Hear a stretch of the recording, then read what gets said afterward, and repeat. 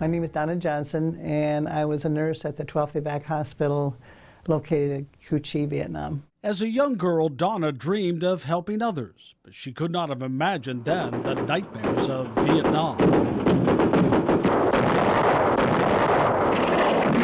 It was quite an experience. I was only 23 years old, so we had only been out of nurses training about a year. And I worked the emergency room there, so we got the casualties directly off of the helicopters to take care of, gave them emergency care and sent them on into the surgery or intensive care or wherever they needed to go.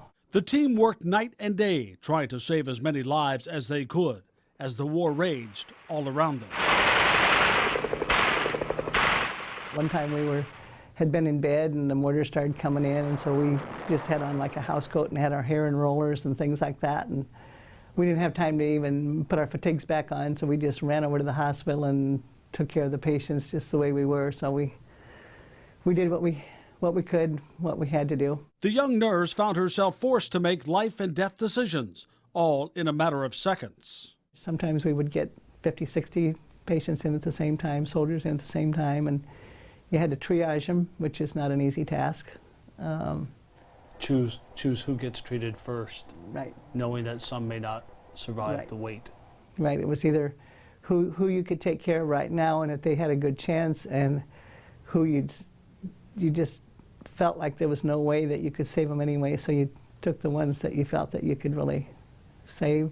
Decisions that would stay with her for the rest of her life. When you're 23, you don't think a lot about death type thing. And when you're there in the middle of it, you realize how valuable human life is, and that each of these young men had a mother and a dad.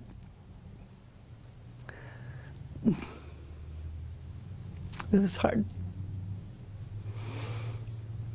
50 years have passed, the painful memories still so vivid, but Donna is still serving. For the past several years, she has worked with the Honor Flight, sending veterans to Washington, D.C. Only on this flight, she'll be there too. It's part of the first full flight of Vietnam veterans. It really feels strange to be on this side of the fence, and it feels wonderful. And I'm looking forward to bonding with some of the other Vietnam veterans.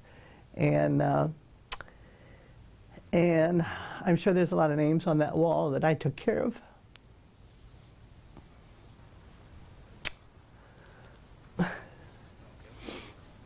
I don't know what else to say.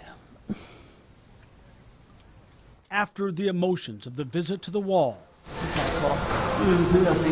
she returns to the Women's Memorial in Arlington. It's great.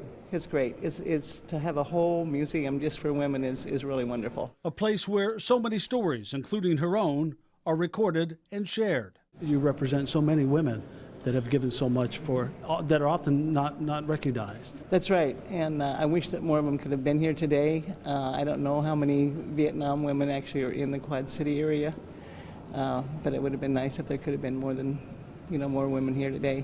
But a surprise is waiting this time. Hey, how are you?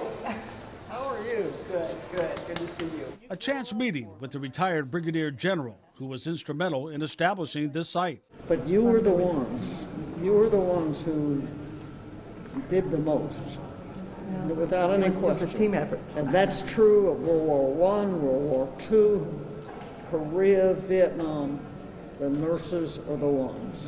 And as the day comes to a close, perhaps the biggest honor is waiting for her back at home, where this long emotional day of healing began, where a community gathered 2,000 strong to give her a thank you she could have never imagined.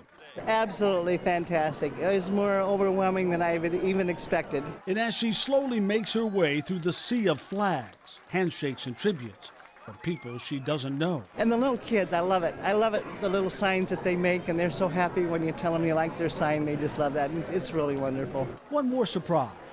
Familiar faces, lots of familiar faces. Neighbors, family, and friends all surround her. A day a long time coming, a day that will stay with her forever. The whole day was perfect and couldn't have asked for anything better. It was one of the best days of my whole life.